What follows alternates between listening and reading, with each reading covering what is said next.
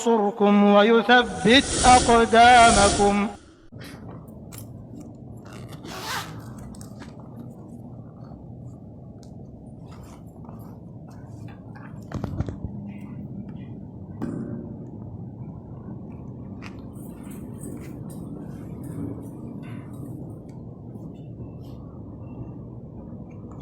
Assalamualaikum warahmatullahi wabarakatuh. Alhamdulillahilladzi an'ama alaina bi ni'matil iman wal islam. Asyhadu an la ilaha illallah wahdahu la syarikalah wa asyhadu anna Muhammadan abduhu wa rasuluh la nabiyya ba'dah. Allahumma shalli ala Muhammad wa ala ali Muhammad kama shallaita ala Ibrahim wa ali Ibrahim wa barik ala Muhammad wa ala ali Muhammad kama barakta ala Ibrahim wa ali Ibrahim innaka Hamidum Majid. Wa qala Allah ta'ala a'udzu billahi minasyaitonir rajim. Ya ayuhan nasu taqu rabbakumul ladzi khalaqakum min nafsin wahidah wa khalaqa minha zawjaha wa batha minhuma rijalan katsiran wa nisaa'a wattaqullaha alladzi tasaaluna bihi wal arham innallaha kana 'alaikum raqiba. Amma ba'du. Bapak, ibu-ibu, hadirin wal hadirat, jamaah salat maghrib Masjid At-Tanwir rahimani wa rahimakumullah. Puji dan syukur marilah bersama-sama kembali kita panjatkan kehadirat Allah Subhanahu wa taala atas limpahan segala nikmat dan karunia-Nya, hidayah serta petunjuknya jualah, sehingga pada kesempatan di malam hari ini memasuki tanggal 6 Muharram 1443 Hijriah, kita masih diberikan oleh Allah Subhanahu wa taala kesempatan untuk bisa berhadir menetapi salah satu daripada rumah-rumah Allah, fi baitin min buyutillah, untuk bisa melaksanakan salat berjamaah. Karena sesungguhnya salat seseorang yang dilaksanakan secara berjamaah, maka apabila dia mampu melaksanakan 5 waktu, semisal kata Rasul, pahalanya adalah dengan haji. Dalam hadis Nabi sallallahu alaihi wasallam disebutkan, man masya ila salatin maktubatin, barang siapa yang dia berjalan menuju salat maktubah atau juga menuju salat fardu, fi jamaatin, berjamaah, falahu ka ajri haj, maka baginya pahala yang semisal dengan haji. Walaupun di dalam hadis ini disebutkan masya, masya itu secara bahasa atau secara tekstual memang adalah berjalan, tetapi tidak mesti hanya dengan berjalan kaki saja lalu dia mendapatkan pahala yang semisal dengan haji. Lalu mana bagi mereka yang berkendaraan? Kan mungkin ada yang dari jauh, tidak mungkin, atau mungkin juga dalam keadaan yang becek dan segala macamnya, dan memungkinkan bagi kita untuk berjalan, maka dengan menggunakan kaki yang dibuat oleh Jepang, yaitu roda roda kendaraan, maka insya Allah juga pahalanya semisal dengan haji. Jadi dalam hadis ini memang disebutkan masya, itu artinya adalah berjalan, tetapi berjalannya bisa berjalan dengan kaki, bisa juga berjalan melalui roda-roda yang berputar. Insya Allah pahala yang didapatkan seseorang yang melaksanakan sholat berjamaah, maka pahalanya adalah semisal dengan haji.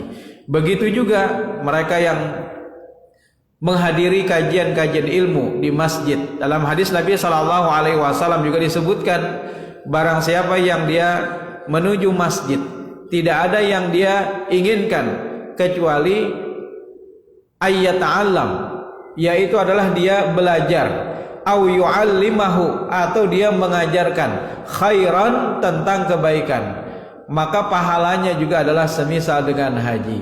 Jadi luar biasa Pak, pahala yang didapatkan oleh seseorang yang menghadiri kajian-kajian ilmu. Ilmu itu bisa kita dapatkan, kemudian bisa kita juga amalkan. Selain itu kita juga bisa mendapatkan pahala yang semisal dengan haji. Tidak harus menunggu 38 tahun baru bisa berangkat haji, tidak harus menunggu 4.250 waiting list haji. Cukup kita dalam setiap hari bisa melaksanakan salat berjamaah, bisa menghadiri kajian-kajian ilmu. Jikalau memang tidak ada kesibukan lain, maka ini adalah sebuah kebaikan yang Allah berikan kepada kita semua. Salawat dan salam semoga senantiasa tercurah kepada Nabi kita Muhammad sallallahu alaihi wasallam beserta keluarga, para sahabat, tabi'in serta pengikut beliau yang senantiasa istiqamah menjalankan sunnah-sunnah makbulahnya hingga akhir zaman. Pada hari ini kita sudah berada di tanggal 6 Muharram. Jadi maghrib sudah masuk, besok 6 Muharram. Dalam sebuah ayat Al-Quran di surah At-Taubah ayat 36 Allah berfirman, Inna iddatash syuhur indallah 12 syahran. Sesungguhnya iddata itu artinya bilangan, hitungan.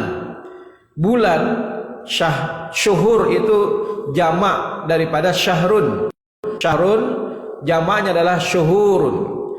Inna iddatash syuhur indallah, di sisi Allah 12 syahran, ada 12 bulan. Fi kitabillah, sebagaimana yang ada dalam ketetapan Allah. Yauma khalaqas samawati wal ard, yang padanya Allah menciptakan langit dan juga bumi. Minha, di antara 12 bulan itu arba'atun hurum, ada 4 bulan haram. 3 bulan yang bergantian, yaitu dari beberapa bulan kemarin, Dzulqa'dah, Dzulhijjah dan juga Muharram. Nah, jadi pada hari ini kita masih berada di bulan Muharram, di mana ini adalah salah satu bulan haram. Maka apabila seseorang melakukan satu dosa, dosanya dilipat gandakan. Seseorang yang melakukan pahala, mengamalkan satu kebaikan, maka pahalanya juga dilipat gandakan. Jadi orang-orang Quraisy bahkan mereka pada saat di bulan haram mereka tidak mau berperang, Pak. Jadi gencatan senjata. Jadi mereka tidak mau berperang pada saat datang bulan haram. Tidak mau melaksanakan satu kezaliman. Nah, semenjak datangnya ajaran Islam, maka bulan haram itu juga ditetapkan di dalam ajaran Islam. Dalam artian berbeda dengan pemahaman orang-orang Quraisy atau juga orang-orang jahiliyah. Bagi kita adalah memanfaatkan dengan sebaik-baiknya bulan haram dalam melaksanakan ketaatan-ketaatan kepada Allah Subhanahu wa taala. Salah satunya apa? Salah satunya pada bulan haram ini, Muharram ini khususnya, ada satu puasa yang dianjurkan oleh Rasul sallallahu alaihi wasallam, yaitu adalah puasa Asyura. Asyura asal kata daripada asyarah. Jadi bukan hanya bubur asuranya aja Pak yang main, tapi puasanya yang lebih penting. Mau apapun buka puasanya, mau bubur kah, mau nasi kah, mau sate kah, mau kambing kah, itu kada masalah. Yang penting kita melaksanakan puasa Asyura, puasa pada tanggal Asyarah atau puasa pada tanggal 10 Muharram.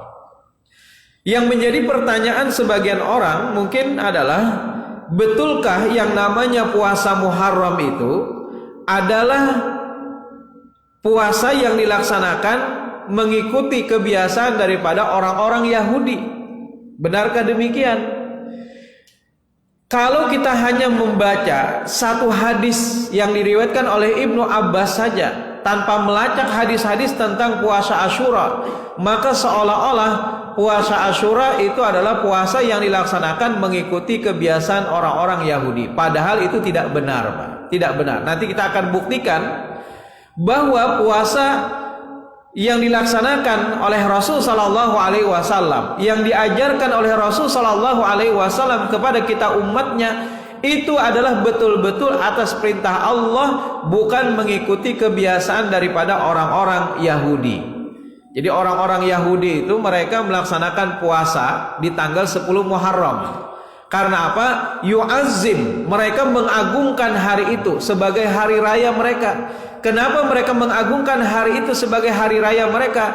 Karena pada tanggal 10 mereka memperingati sebagai kemenangan Nabi Musa dan juga Bani Israel daripada Fir'aun pada saat itu. Lalu mereka mengazimkan, mereka istilahnya itu mengagungkan hari itu dengan melaksanakan puasa di tanggal 10 Muharram. Tapi puasa yang dilaksanakan oleh kita umat Nabi Muhammad SAW itu sama sekali berbeda dengan puasa yang dilakukan oleh orang-orang Yahudi. Kita tidak mengikuti orang-orang Yahudi.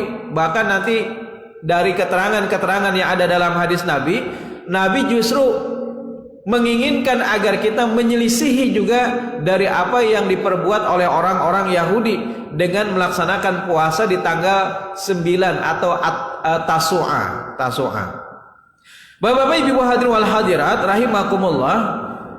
Jadi kalau kita hanya membaca hadis yang diriwayatkan oleh Ibnu Abbas, maka seolah-olah puasa itu adalah puasa yang didasarkan kepada kebiasaan orang-orang Yahudi, padahal tidak.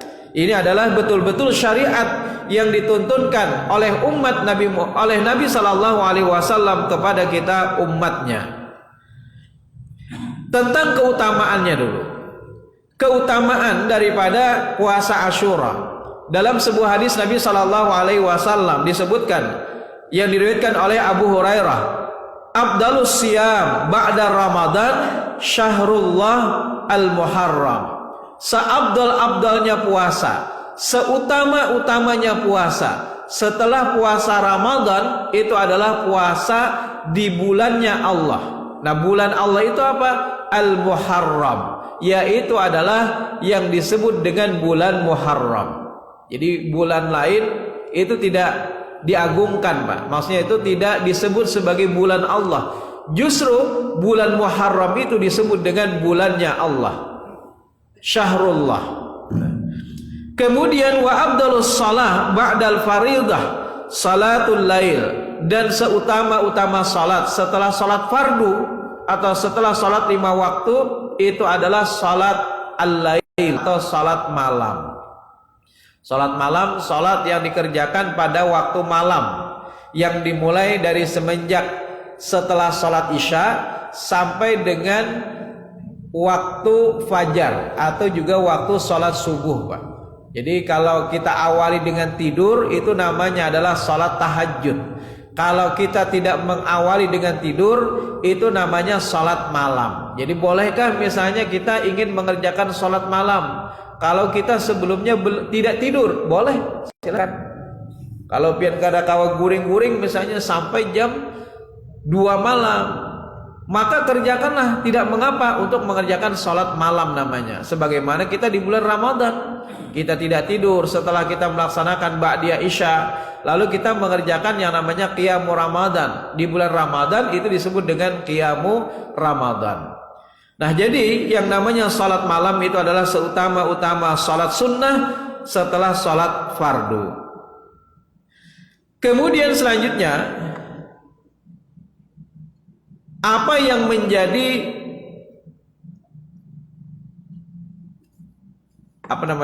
keutamaan atau apa saja di antara faedah yang dilaksanakan setelah kita melaksanakan puasa Asyura. Dalam sebuah hadis yang diriwayatkan oleh Abu Qatadah Al-Ansari, wasuila an saumi yaumi Arafah. Nabi pernah ditanya tentang puasa pada hari Arafah. Faqala, kemudian Nabi menjawab, yukaffiru sana al-madiyah wal baqiyah. Yang namanya puasa Arafah itu, kata Nabi, dapat menghapuskan dosa 1 tahun yang lalu dan 1 tahun yang akan datang, al-muqbil, Pak. Jadi luar biasa, 2 tahun. Kemarin kita sudah melewati bulan Dzulhijjah, di salah satu hari di mana para jamaah haji kita juga melaksanakan wukuf di padang Arafah. Kemudian kita juga di sini bertepatan tanggal 9 Dzulhijjah melaksanakan puasa Arafah, maka pahalanya itu adalah dapat menghapuskan dosa 2 tahun, 1 tahun yang lalu dan 1 tahun yang akan datang. Nah, bagaimana terkait dengan puasa Asyura? Lalu ditanya wasuila an saumi yaumi Asyura. Nabi juga ditanya tentang bagaimanakah tentang puasa Asyura. Faqala, lalu Nabi menjawab, yukaffirus sana al-madiyah. Puasa Asyura itu, kata Nabi, dapat menghapuskan dosa 1 tahun yang lalu, Pak. Luar biasa, 1 tahun yang lalu. diampuni dosa-dosa kita. Menurut Imam An-Nawawi menyebutkan bahwa diampuni dosa-dosa itu adalah dosa-dosa yang kecil, Pak. Dosa-dosa kecil kita diampuni. Sementara menurut Ibnu Taimiyah, kata beliau, secara mutlak itu diampuni, baik itu dosa yang kecil atau juga dosa yang besar. Kemudian diangkat derajat seseorang yang melaksanakan puasa tersebut. Nah, ini keutamaan-keutamaan daripada puasa Asyura, luar biasa. Oleh karena itulah nanti pada saat di tanggal 10 hendaknya kita mempersiapkan diri untuk bisa melaksanakan puasa ini. Nah, Bapak-bapak, Ibu hadirin wal hadirat rahimakumullah. Nah, tadi ulun menyebutkan di awal bahwa ketika kita membaca hanya hadis yang diriwayatkan oleh Ibnu Abbas, maka seolah-olah yang namanya puasa Asyura itu adalah puasa yang bersamaan dengan apa yang dilaksanakan oleh orang-orang Yahudi. Padahal tidak benar. Itu adalah betul-betul murni dilaksanakan oleh Rasul Shallallahu Alaihi Wasallam sebelum beliau bertemu dengan orang-orang Yahudi di Madinah. Jadi disebutkan dalam riwayat Ibnu Abbas, beliau berkata bahwa ketika Nabi Shallallahu Alaihi Wasallam melaksanakan puasa Asyura pada hari Asyura dan memerintahkan kaum muslimin untuk juga melakukannya. Jadi pada saat Nabi itu hijrah ke Madinah, di mana pada saat itu Nabi bertemu juga dengan orang-orang Yahudi. Para sahabat berkata, "Ya Rasulullah, innahu yauman tu'azzimuhul yahud wan nasara." Wahai Rasul, hari ini adalah hari yang diagungkan oleh orang-orang Yahudi dan juga orang-orang Nasrani. Jadi Nabi memerintahkan kaum muslimin untuk berpuasa pada hari itu. Kemudian para sahabat tadi mengatakan, innahu yaumun tu'azzimuhul yahud wan nasara. Hari ini pada saat kita berpuasa ini, kata para sahabat, ternyata ini juga adalah hari yang diagungkan atau dimuliakan oleh orang-orang Yahudi dan juga orang-orang Nasrani. Kemudian Nabi Shallallahu Alaihi Wasallam mengatakan, fa idza kana al-am al-muqbil, kalau seandainya ada waktu lagi tahun depan, maksudnya aku hidup di tahun depan. Ini menunjukkan bahwa Nabi pun, Pak, tidak mengetahui umur. Jangankan kita manusia biasa, seorang nabi dan rasul pun tidak mengetahui berapa lama mereka akan hidup di dunia. Karena apa? Karena umur itu adalah rahasia Allah Subhanahu wa ta'ala. Jadi kalau ada orang yang mengaku mengetahui akan nasib, mengetahui akan umur, maka nyatakan dengan sebenar-benarnya, seyakin-yakinnya bahwa perkataan orang itu pasti kadzibun. Dia adalah orang yang dusta, pasti. Biasanya ini adalah kahin. Kahin itu artinya tukang sihir atau dukun yang mereka mengaku mengetahui akan nasib seseorang, akan umur seseorang, akan rezeki seseorang. Kalau misalnya berani untuk bisa menentukan, beda dengan dokter, Pak. Kalau dokter itu kan berdasarkan ilmu pengetahuan. Misalnya kayaknya dengan melihat perkembangan penyakit sampean tidak berapa lama lagi, dan itu pun juga bisa meleset. Itu kan hanya perkiraan. Tapi kalau dukun mengaku dia bisa mengetahui akan nasib, peruntungan, atau mungkin juga umur, maka yakin seyakin-yakinnya bahwa itu dusta pasti. Nabi Shallallahu Alaihi Wasallam atau juga para nabi tidak mengetahui akan ilmu itu kecuali mereka mendapatkan kabar dari Allah Subhanahu wa ta'ala. Apalagi kita manusia biasa. Nah, kata Nabi apa? Kalau seandainya aku masih hidup di tahun yang akan datang, di tahun depan. Jadi apabila tahun depan itu masih ada kita, insya Allah, dan itu juga Nabi menyelipkan insya Allah. Artinya adalah jika Allah menghendaki. Maka itu kalau kita berjanji jangan lupa untuk mengucapkan insya Allah, Pak. Ini kadang-kadang di Indonesia insya Allah ini dimain-mainkan. Apalagi nang mendengar mendapatkan janji insya Allah kami ini insya Allah Indonesia kah Arab kajan.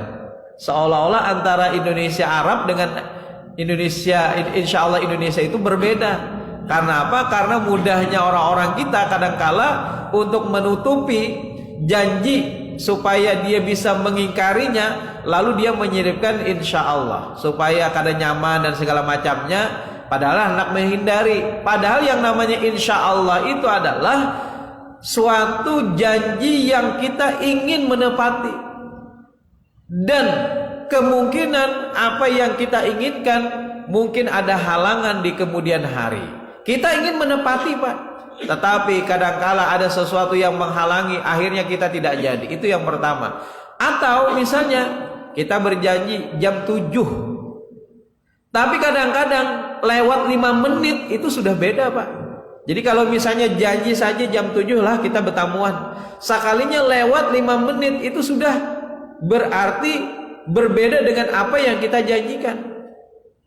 Tapi beda Bang, amun jam 7-an ya. Jam 7-an itu bisa jam setengah 8, bisa jam 8 Pak. Kadang-kala pintar kita berjanji itu jam 7-an. Nah oleh karena itulah, walaupun lewat 1 menit saja, 1 detik saja dari apa yang kita janjikan, maka itu tutupilah dengan insya Allah. Sesungguhnya itu akan dapat menghapuskan dari apa yang kita janjikan. Maksudnya itu dosa kita berjanji jam 7 tetapi ternyata lewat walaupun hanya 1 detik saja Pak, berarti dengan insya Allah itu akan dapat menghapuskannya. Maka itu setiap kita ingin berjanji, ucapkanlah insya Allah. Nabi SAW saja ditegur oleh Allah ketika beliau lupa untuk mengucapkan insya Allah. Nah Bapak-bapak Ibu hadirin wal hadirat rahimakumullah. Jadi ketika ditanya tentang Ashabul Kahfi, lalu Nabi pun mengatakan besok akan aku jelaskan tentang hal itu. Tetapi ternyata wahyu tidak turun-turun juga pada saat itu. Maka itu Allah menegur dengan mengucapkan atau memperingatkan kepada Rasul agar dalam setiap janji mengucapkan insya Allah. Jadi waktu kadang-kadang lewat semenit kan, maka itu harus ditutupi dengan insya Allah Pak. Bukan kita ingin menutupi kebohongan, bukan. Kita ingin menghadiri, kita ingin menepati janji, tetapi ada sesuatu dan lain hal yang menghalangi kadang-kadang. Atau misalnya kita berjanjian bertamuan di muka Masjid At-Tanwir, ternyata tiba-tiba pertemuan kita dengan seseorang yang kita berjanji tadi justru di dalam masjid Pak. Nah ini kan lain juga. Maka itulah dengan insya Allah itu adalah sebagai suatu ajaran kepada kita dalam setiap apapun yang kita janjikan kepada orang lain. Nah insya Allah, jikalau Allah menghendaki, kata Rasul, sumna yaumat tasi', kami juga akan berpuasa. Kita juga akan berpuasa pada tahun depan itu di tanggal 9 untuk menyelisih orang-orang Yahudi. Kita juga akan berpuasa di tahun depan itu tanggal 9 Tasu'a. Jadi Tasu'a dan juga Asyura. Nah inilah yang diajarkan oleh Rasul SAW kepada kita. Jadi kalau misalnya pian hendak melaksanakan tanggal 10-nya saja silahkan. Tapi kalau pian hendak melengkapi sebagaimana Nabi tadi bersabda, sumnal yauma tasi', kami juga akan berpuasa tahun depan itu di tanggal 9, tetapi ternyata belum lagi sampai tahun depan, falamma yatil amul muqbil, belum lagi sampai tahun depan, hatta tuwfiya Rasulullah sallallahu alaihi wasallam. Ternyata Nabi sallallahu alaihi wasallam sudah keburu meninggal dunia, Pak. Belum sempat lagi Nabi menemui tahun depan. Ternyata Nabi sallallahu alaihi wasallam telah meninggal dunia di tanggal 12 Rabiul Awal tahun 11 Pak ya. 11 Hijriyah. Jadi belum lagi tahun depan ternyata Nabi sallallahu alaihi wasallam sudah meninggal dunia. Sekalipun Nabi belum sempat untuk melaksanakan puasa itu, Pak. Maka sebagian ulama mengatakan ini juga menjadi tuntunan sunnah bagi kita untuk bisa melaksanakan puasa di tanggal 9-nya. Jadi kalau pian hendak melaksanakan tanggal 10-nya saja silahkan. Tapi kalau pian hendak juga mengikuti kepada apa yang disebutkan dalam hadis tadi, bahwa Nabi berkeinginan untuk melaksanakan puasa di tanggal 9 dan 10-nya, maka silahkan. Jadi tanggal 9-nya puasa, tanggal 10-nya juga puasa. Tanggal 10 aja pian melaksanakan, maka nih saya janji sebagaimana disebutkan tadi, yukafirus sana al madiyah, akan dapat menghapuskan dosa 1 tahun yang lalu, itu juga akan kita dapatkan. Kemudian kita melengkapi dengan menyelisihi dari apa yang dilakukan orang-orang Yahudi dengan melaksanakan puasa di tanggal 9, maka itu juga adalah merupakan bagian daripada sunnah Rasul sallallahu alaihi wasallam. Nah, jadi itu disebut oleh para ulama dengan sunnah hamiyah. Sunnah hamiyah itu sunnah yang Nabi bercita-cita ingin melaksanakan, tetapi Nabi tidak sempat untuk mengerjakannya. Tetapi secara umum sebenarnya itu juga disebut bagian daripada sunnah. Jadi fi'al Nabi, qaul Nabi, takrir Nabi, itu bagian daripada sunnah kan secara keseluruhan. Fi'al Nabi, perbuatan Nabi menjadi sunnah. Kemudian qaul Nabi, perkataan Nabi itu juga menjadi sunnah. Takrir Nabi, ketetapan Nabi ketika para sahabat melakukan, Nabi tidak menegur, Nabi tidak melarang, Nabi tidak memerintahkan, Nabi tidak melarang, ini juga menjadi sunnah. Dalam artian Nabi mendiamkan saja berarti Nabi setuju, maka ini juga menjadi sunnah. Termasuk juga tadi Nabi bercita-cita untuk melakukan satu perbuatan tetapi tidak sempat untuk melakukannya, maka itu juga menjadi bagian daripada sunnah. Nah, Bapak Ibu hadirin wal hadirat rahimakumullah, jadi itulah keterangan-keterangan yang berkaitan dengan ibadah puasa Asyura. Nah, yang menjadi pembahasan kita selanjutnya adalah, betulkah bahwa puasa Asyura itu mengikuti kebiasaan daripada orang-orang Yahudi? Nah, itu betulkah demikian? Kalau kita melihat kepada hadis yang diriwayatkan oleh Ibnu Abbas tadi, ketika para sahabat dan Nabi datang atau sampai di Madinah, mereka melaksanakan puasa, ternyata bertemu dengan orang-orang Yahudi yang mereka juga melaksanakan puasa. Nah, lalu asumsi sebagian orang seolah-olah landasan daripada puasa Asyura itu adalah berkaitan dengan orang-orang Yahudi, padahal tidak benar. Dalam hadis di atas disebutkan bahwa memang pada tanggal 10 Muharram itu adalah berdasarkan kalender orang-orang Yahudi, itu adalah merupakan peristiwa kemenangan Nabi Musa dan juga Bani Israel atas Fir'aun dan juga bala tentaranya. Jadi memang tanggal 10 Pak, kalau kita lacak sejarah berdasarkan kalender mereka, itu merupakan tanggal kemenangan daripada Nabi Musa dan juga Bani Israel. Orang-orang Yahudi menyebut tanggal itu sebagai hari suci Yom Kippur. Apa maksudnya? Sebagai rasa ungkapan syukur umat Yahudi, lalu mereka melaksanakan puasa pada hari tersebut. Jadi mereka memperingati hari kemenangan itu dengan melaksanakan puasa. Tetapi tidak benar bahwa apa yang dilakukan oleh Rasul kemudian disampaikan kepada kita umatnya untuk bisa melaksanakan puasa Asyura, tidak ada kaitannya sama sekali dengan kemenangan, atau juga maksudnya tidak ada sama sekali mengikuti dari apa yang menjadi peringatan hari yang diperingati oleh orang-orang Yahudi. Sebab Nabi Shallallahu Alaihi Wasallam melaksanakan puasa itu, Pak. Melaksanakan puasa itu kalau kita lacak tarikh atau juga sejarah, ternyata dilaksanakan oleh Rasul itu sebelum Nabi berhijrah ke Madinah. Jadi sebelum Nabi berhijrah ke Madinah, sebelum Nabi bertemu dengan orang-orang Yahudi, ternyata pada saat Nabi di Mekah, beliau sudah menuntunkan kepada para sahabat untuk melaksanakan puasa Asyura. Apa buktinya? Buktinya ada dalam hadis yang diriwayatkan oleh Aisyah. Dalam hadis yang diriwayatkan oleh Aisyah disebutkan dari Aisyah radhiyallahu anha, sesungguhnya orang-orang Quraisy dulu pada masa jahiliyah berpuasa pada hari Asyura. Rasulullah Shallallahu Alaihi Wasallam pun memerintahkan kepada kaum muslimin untuk berpuasa pada hari itu, hingga turunnya perintah puasa Ramadan. Puasa Ramadan itu kan turun pada tahun kedua Hijriah, maksudnya setelah Nabi berhijrah ke Madinah. Sementara puasa Asyura ternyata dituntunkan oleh Rasul jauh sebelum itu, Pak. Jadi sebelum turunnya wahyu tentang puasa Ramadan, sebelum Nabi berhijrah ke Madinah, Nabi sudah menuntunkan kepada para sahabat untuk bisa melaksanakan puasa Asyura, didasarkan kepada hadis yang diriwayatkan oleh Aisyah tadi. Jadi puasa yang dilaksanakan Nabi itu adalah satu puasa sebelum perintah puasa Ramadan itu diturunkan kepada Nabi Sallallahu Alaihi Wasallam. Kemudian pada saat datangnya datangnya perintah wahyu dari Allah tentang puasa Ramadan, lalu Nabi Sallallahu Alaihi Wasallam pun mengatakan, an Aisyah radhiyallahu anha qalat, dari Aisyah radhiyallahu anha ia berkata, kanu yasumuna Asyura, orang-orang pada melaksanakan puasa Asyura qabla ayyufrada Ramadan, sebelum puasa Ramadan itu diwajibkan.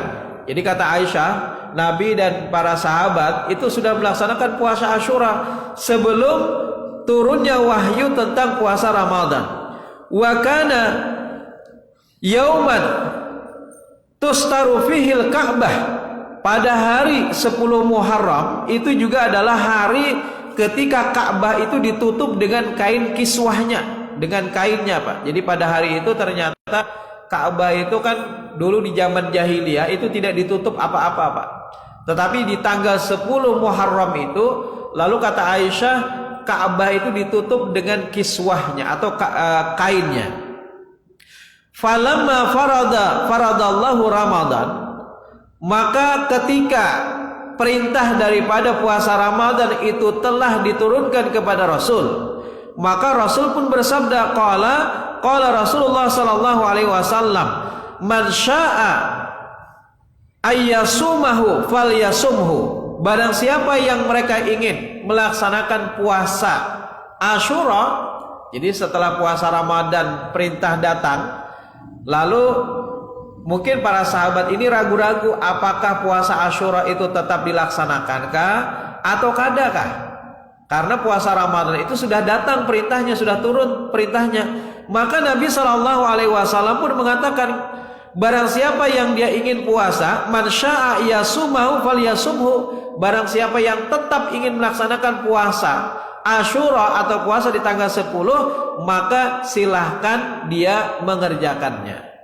Wa man syaa'a ayutrakahu falyatrukhu, barang siapa yang juga ingin meninggalkannya, karena puasa Ramadan atau puasa wajib itu sudah datang perintahnya, barang siapa yang ingin meninggalkannya, maka itu juga tidak mengapa. Maksudnya puasa Asyura itu kalau kada dilaksanakan itu juga tidak mengapa. Nah, maksud daripada hadis ini apa? Maksudnya adalah walaupun perintah puasa Ramadan itu sudah datang pada tahun kedua Hijriah, sementara puasa Asyura itu telah dilaksanakan, telah dirutinkan oleh Rasul sebelum datangnya perintah puasa Ramadan, maka ketika datangnya puasa Ramadan, maka Nabi tetap mempersilahkan kepada umatnya untuk bisa melaksanakan puasa Asyura. Silahkan kalau mereka ingin tetap melaksanakan, dan silahkan juga bagi mereka yang tidak ingin melaksanakannya. Jadi bukan dinasah malah hukum itu, tapi tetap dilestarikan. Jadi bukan dihapus hukum daripada puasa Asyura, sekalipun puasa Ramadan itu sudah datang kepada Nabi Sallallahu Alaihi Wasallam. Hadis riwayat Bukhari. Nah, oleh karena itulah maka hukum daripada puasa Asyura itu juga menjadi sunnah Nabi Sallallahu Alaihi Wasallam untuk sama-sama kita kerjakan. Nah, Bapak Ibu hadirin wal hadirat rahimakumullah. Jadi hadis dari Aisyah ini menunjukkan bahwa Nabi Sallallahu Alaihi Wasallam memerintahkan puasa Asyura saat beliau masih menetap di Mekah, Pak. Nah, jadi sebelum berhijrah, sebelum bertemu dengan orang-orang Yahudi Madinah, ternyata Nabi sudah membiasakan puasa Asyura ini ketika beliau berada di Mekah. Ibnu Hajar Al-Asqalani dalam kitab beliau Fathul Bari mengatakan bahwa ketika di Mekah Nabi memang sudah melaksanakan puasa Asyura bersama dengan orang-orang suku Quraisy, Pak. Jadi orang-orang Quraisy atau orang-orang jahiliyah itu mereka ternyata juga melaksanakan syariat daripada agama Nabi Ibrahim, Pak. Nah, jadi ada di antara syariat Nabi Ibrahim itu yang mereka laksanakan. Misalnya haji, mereka juga melaksanakan, Pak. Tapi hajinya berbeda. Kalau haji mereka itu dengan bertelanjang. Nah, ketika syariat datang kepada Nabi Shallallahu Alaihi Wasallam beda. Tetap melestarikan syariat yang dibawa oleh Nabi Ibrahim, tetapi tentunya dengan menutup aurat ketika melaksanakan ibadah haji itu. Jadi berbeda dengan pelaksanaan ibadah, pelestarian ibadah yang dilaksanakan oleh orang-orang Quraisy atau orang-orang jahiliyah. Mereka melaksanakan ibadah haji, tetapi ibadah haji yang disyariatkan bagi kita umat Nabi Muhammad itu tentu dengan syariat yang berbeda dari apa yang dilaksanakan oleh orang-orang Quraisy. Jadi orang-orang Quraisy atau maka disebut jahiliyah, Pak. Kenapa jahiliyah? Itu bodoh. Karena mereka menghapus, merubah syariat yang dibawa oleh Nabi Ibrahim. Jadi mereka ubah-ubah, lalu akhirnya mereka melaksanakan ibadah haji itu dengan bertelanjang. Nah, ini berbeda dengan apa yang ada dalam syariat nabi-nabi sebelumnya. Walaupun ibadahnya, penyebutannya sama, tetapi kaifiatnya itu berbeda. Nah, lalu apa yang dilaksanakan oleh orang-orang Quraisy jahiliyah itu dihapus, kemudian diganti dengan syariat yang dibawa oleh Rasulullah Sallallahu Alaihi Wasallam untuk meluruskan apa yang mereka kerjakan. Nah, begitu juga puasa Asyura, mereka juga melaksanakan ini. Jadi mereka juga mewarisi dari nabi-nabi sebelumnya, orang-orang Quraisy.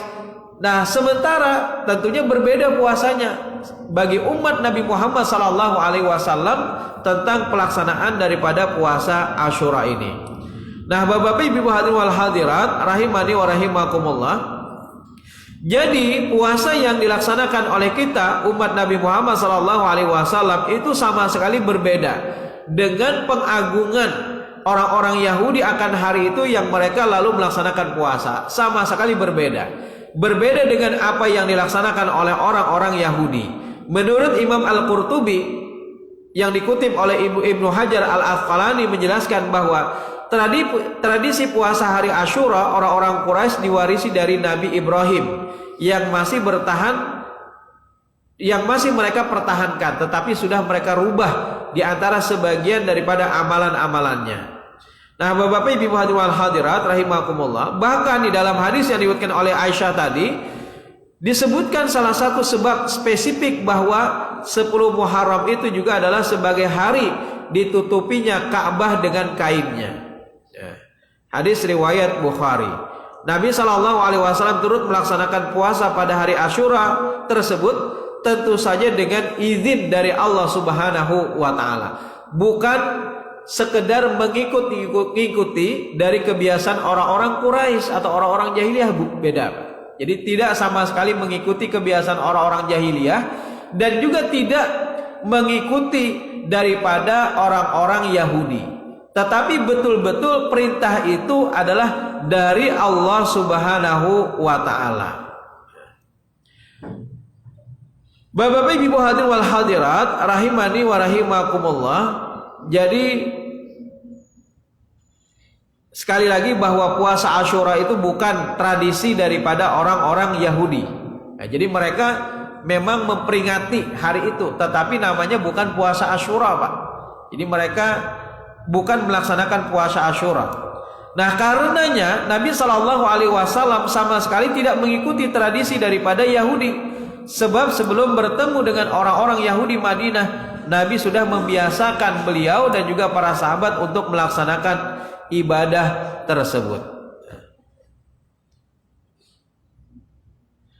Kemudian yang kedua adalah terkait dengan pembahasan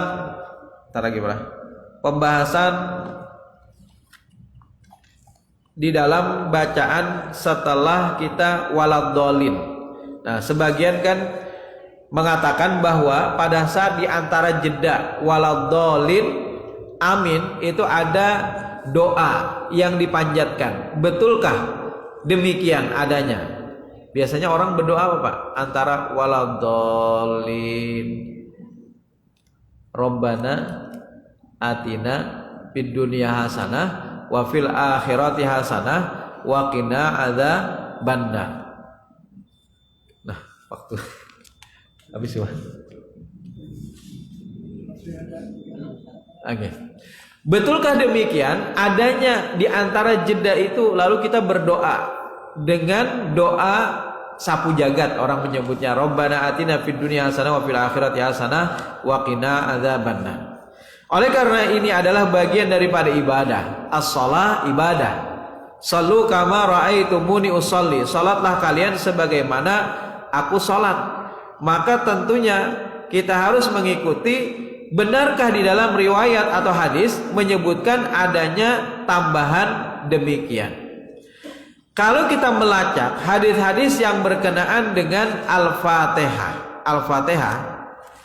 maka disebutkan bahwasanya Nabi Shallallahu Alaihi Wasallam pada saat beliau membaca, pertama adalah an Qatadah, dari Qatadah, Soila Anas, kaifa kanat qiraatun Nabi sallallahu alaihi wasallam, bagaimanakah tentang bacaan Nabi sallallahu alaihi wasallam? Faqala kanat maddan tsumma qara'a bismillahirrahmanirrahim. Nabi sallallahu alaihi wasallam biasa beliau membaca bismillahirrahmanirrahim. Ya, kemudian setelah itu beliau memanjangkan himnya bismillahirrahmanirrahim. Ayatan-ayatan. Jadi beliau membaca ayat per ayat, Pak. Jadi kalau bisa di dalam sholat itu jangan disambung. Kalau di luar sholat silahkan, satu napas misalnya silahkan.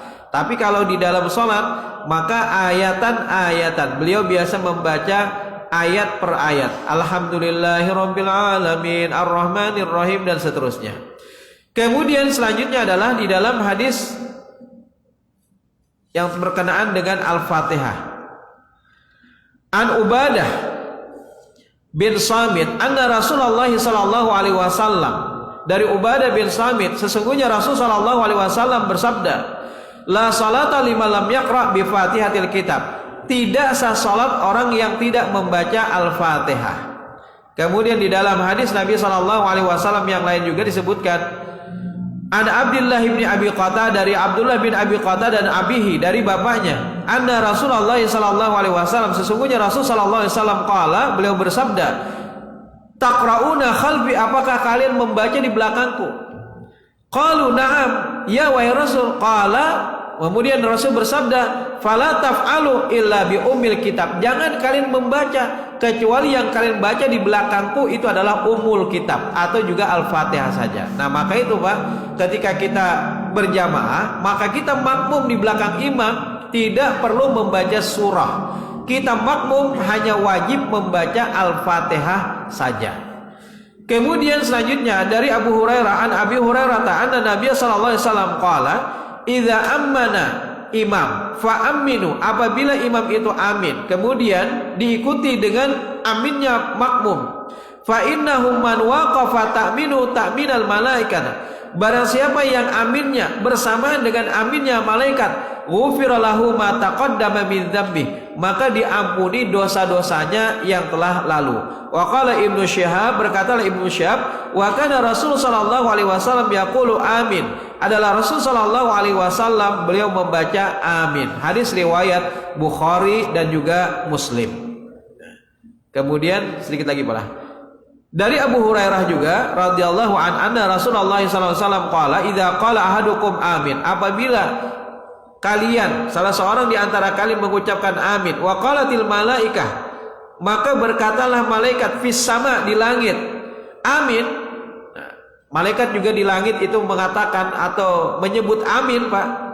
Fawaqafat ihdahumal ukhra, kemudian aminnya itu bersamaan. Ghufira lahu ma taqaddama min dzambi, maka diampuni dosa-dosanya yang telah lalu.